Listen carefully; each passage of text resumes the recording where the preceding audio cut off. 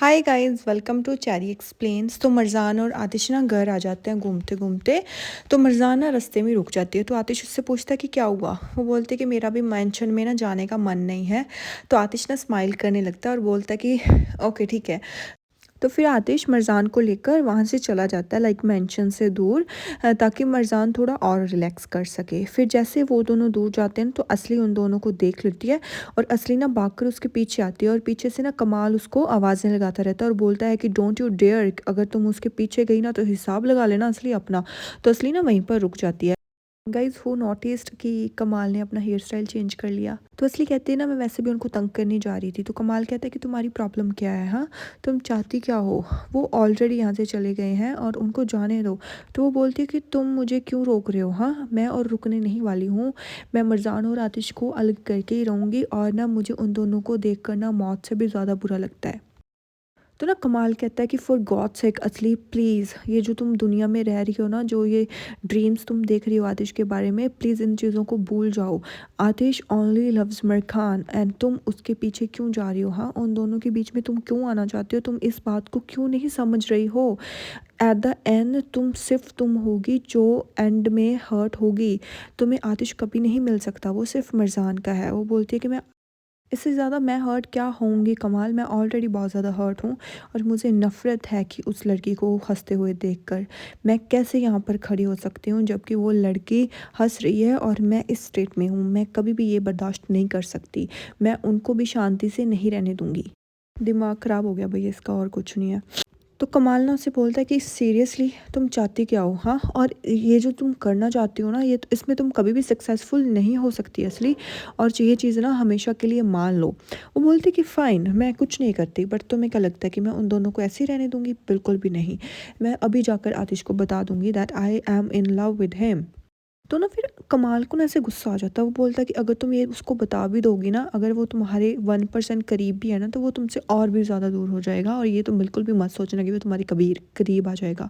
तो वो बोलती है कि मैं क्या करूँ कमाल। वो रोने लगती है ऐसे। वो बोलती है कि मैं उन दोनों को साथ में नहीं दे सकती, मेरा दिमाग ख़राब हो रहा है उन दोनों को साथ में देखकर। और ना वो जल्दी से कमाल को ऐसे हक कर लेती है, बहन प्लीज़ इसको दीमत के पास जाने देना, तू बीच में मत आ।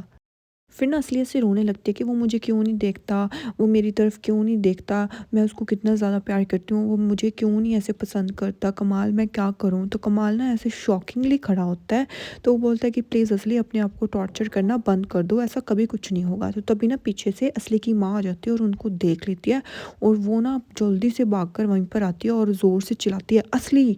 और असली ना ये सुन के जल्दी से ना उसको छोड़ देती है और बोलती है कि मैं ठीक हूँ, डोंट वरी, कुछ गलत नहीं हुआ है। तो तभी ना उसकी माँ आ जाती है। वो बोलती है कि घर में चलो, चलो घर पे। और ना असली उसकी तरफ देखती है ऐसे डरते डरते। और जो असली की माँ है ना, वो थोड़ा गुस्से में उसकी तरफ देखती है और कमाल भी वहीं पर खड़ा होता है। तो फिर ना वो कमाल की तरफ देखती है जब असली वहाँ से चली जाती है। तो वो बोलती है कि कमाल, मैंने तुम्हें पहले भी बोला था ना कि एक पंछी हमेशा अपने पंख साथ लेकर ही उड़ता है, ये बात भूलना मत। और अपनी लाइन तो बिल्कुल बिल्कुल भी क्रॉस मत करना कमाल। और कमाल ना ऐसे शॉक हो जाता है कि वो क्या बोल रही है, भाई मेरे को ये हैंडसम क्यों लग रहा है।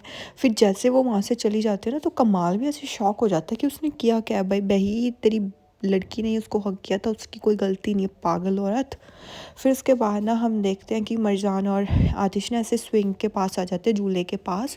वो बोलती है कि प्लीज़ जेंटल मत रहना, धीरे धीरे मत करना, मेरे को ना ज़ोर ज़ोर से ऐसे झूले चाहिए। तो वो बोलता है कि मेरे को सब पता है कि जब हम बचपन में छोटे बच्चे थे तब तुम मुझे हमेशा ऐसे बोलती थी और ज़ोर ज़ोर से चिल्लाती थी कि जल्दी से चलाओ, जल्दी जल्दी जल्दी। और ना फिर मरजान हंसने लगती है और आतिश भी ना ऐसे लाइक स्माइल सी करने लग जाता है। फिर वो बोलती है कि क्या तुम मेरे साथ झूला झूलना चाहते हो। तो ना वो ऐसे शॉक हो जाता है। वो बोलता है कि नहीं, हम नीचे गिर जाएंगे। तो वो ना मरजान कहती है कि ओहो, क्या तुम्हें डर लग रहा है। तो आतिश ना उसकी तरफ ऐसे प्यार से देखने लगता है। वो बोलता है कि मुझे और डर, वो भी स्विंग से नहीं, मुझे तुम्हारे लिए डर लग रहा है। तो ना मरजान उसकी तरफ ना ऐसे स्माइल करके देखने लगती है। वो बोलती है कि मुझे पता है कि तुम मुझे गिरने नहीं दोगे, यू विल प्रोटेक्ट मी। तो ना आतिश भी फिर स्माइल करने लगता है। फिर उसके बाद वो बोलती है कि चलो ना नॉवेल्स की तरह जस्ट टू ऑफ अस अपने ये दोनों झूला झूलते हैं। तो वो उसके तरफ ना ऐसे प्यार से देखने लगती है। तो फिर वो बोलता है कि चलो ठीक है। फिर ना आतिश और मिर्ज़ान लेकर ना झूला झूलने लग जाते हैं और वो दोनों बहुत ज़्यादा खुश होते हैं। भाई आतिश, ये तेरी खुशी ना सिर्फ थोड़े टाइम की है, ये तेरे को छोड़ के जाने वाली है। लाइक कैसे इसका मन कर जाएगा यार मिर्ज़ान का आतिश को ऐसे छोड़ने के जाने का। फिर ना वो उसकी तरफ ऐसे देखती देखती रहती है। तो आतिश भी ना फिर उसकी तरफ ऐसे कॉन्टीन्यूसली देखता रहता है। फिर उसके बाद वो झूला झूलने के बाद वापस आ रहे होते हैं। तो जैसे वो वापस आ रहे होते हैं ना, तो आतिश अपनी पॉकेट में से ना जिस वेयर हाउस में लाइक हाइदर बंद है उसकी चाबी निकाल कर ना मिर्ज़ान को दे देता है। तो मिर्ज़ान ना वो चाबी लेने से मना कर देती है। वो बोलती है कि मैं उन्हें नहीं देखना चाहती, सो मुझे नहीं चाहिए। तो आतिश ना फिर चाबी पीछे कर लेता है। वो बोलती है कि मेरा दिल ना उसके लिए बहुत ज़्यादा काँपता है, मेरे पापा के लिए। मेरे को पता है कि वो मेरे फ़ादर हैं, उन्होंने बहुत ज़्यादा गलत किया, बट मैं उनको वहाँ पर भी नहीं देखना चाहती। मुझे नहीं पता, पर तुम्हें ना मुझे लगता है कि इस मैटर के बारे में ना एक बार फिर से सोचना चाहिए। इतना कहते ही ना वहाँ पर आ जाता है नज़ीर और आतिश ना ऐसे गुस्से में उसकी तरफ देखने लगता है। वो बोलता है कि ओ गॉड, मुझे सब्र बख्श। ये फिर यहाँ पर आ गया। बोलता है कि मैं इस लड़के को ना यहाँ से बाहर फेंक फेंक कर ना थक गया हूँ। जब भी मैं इसको बाहर फेंकता हूँ ये फिर वापस आ जाता है। और नज़ीर ना उसकी तरफ ऐसे कॉन्टीन्यूसली लाइक मिर्ज़ान की तरफ आ रहा होता है। फिर वो बोलता है कि इसको ना मैं मार मार के भी थक गया हूँ और ये बंदा मार खाकर भी नहीं थका। फिर ना आतिश उसकी तरफ ऐसे गुस्से में जाने लगता है, पर मिर्ज़ान ना उसको रोक लेती है। वो बोलती है कि प्लीज़ मेरे को कोई टेंशन नहीं चाहिए, प्लीज़ ऐसा मत करो। तो ना जैसे वो रोकती है ना, तो वहीं पर आ जाता है नज़ीर। तो नज़ीर ना वहीं पर आकर तो आतिश की तरफ और मिर्ज़ान की तरफ ऐसे देखने लगता है। तो मिर्ज़ान ना ऐसे उसे इग्नोर से करने की कोशिश करती है। तो फिर ना वो आतिश को फाइनली कह देती है कि आतिश तुम हमें थोड़ा स्पेस दोगे। तो आतिश ना वहाँ से चला जाता है। फिर वो बोलता है कि कैसी हो मिर्ज़ान। वो बोलती है कि मैं ठीक हूँ और तुम्हें यहाँ पर आने की ज़रूरत नहीं थी। वो बोलती है कि मैंने तुम्हें बोला था कि मैं जो तुम्हारा प्रपोज़ल है उसके बारे में सोचूंगी, पर ऐसा कुछ है ही नहीं नज़ीर, इसमें सोचने वाली कोई बात ही नहीं है। मुझे पता है कि तुम मेरी बहुत ज़्यादा फ़िक्र करते हो, तुम मेरी बहुत ज़्यादा केयर करते हो, पर मुझे लगता है कि अब हमें ना ये सब रोक देना चाहिए। तो नज़ीर ना उसकी तरफ ऐसे इमोशनली देखने लगता है। भाई मेरे को इस पर भी तरस आ रहा है अभी तो। फिर ना मिर्ज़ान उससे कहती है कि प्लीज़ यहाँ मत आया करो, मेरे को नहीं अच्छा लगता जब तुम यहाँ पर आते हो। तो नज़ीर ना उसकी तरफ देखते रहते हैं। वो बोलती है कि प्लीज़ अब मैं और नहीं कर सकती, हमारा कुछ नहीं हो सकता। वो बोलता है कि प्लीज़ मिर्ज़ान तुम ऐसे नहीं कर सकती, तुम मुझे ऐसे अपसेट नहीं कर सकती। तो वो बोलती है कि please Nazir try to understand, और मैं कब से तुम्हारे बारे में यही सेम चीज़ें तुम्हें बता रही हूँ, तुम अपनी ज़िंदगी मत ख़राब करो। और आतिश की ना नज़र पूरी ऐसे नज़ीर की तरफ होती है कि जिसने इसको छुआ तो मैं इसको मारूं।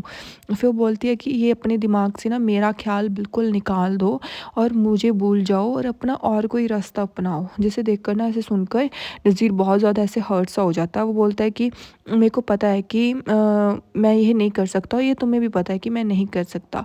मैं जस्ट तुम शांति से यहाँ पर इसलिए बात कर रहा हूँ क्योंकि मुझे पता है तुम्हारा और आतिश का कोई भी फ्यूचर नहीं है। इतना सुनते ही ना आतिश के कान फिर से खड़े हो जाते हैं कि तू बोला कैसे ये।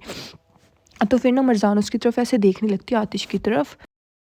तो ना नज़ीर उसे कहता है कि जो एडवाइस तुम मुझे दे रही हो ना, वो एडवाइस मैं सेम तुम्हें देना चाहता हूँ कि तुम प्लीज़ आतिश को भूल जाओ और आतिश की और तुम्हारा कोई भी फ्यूचर नहीं है।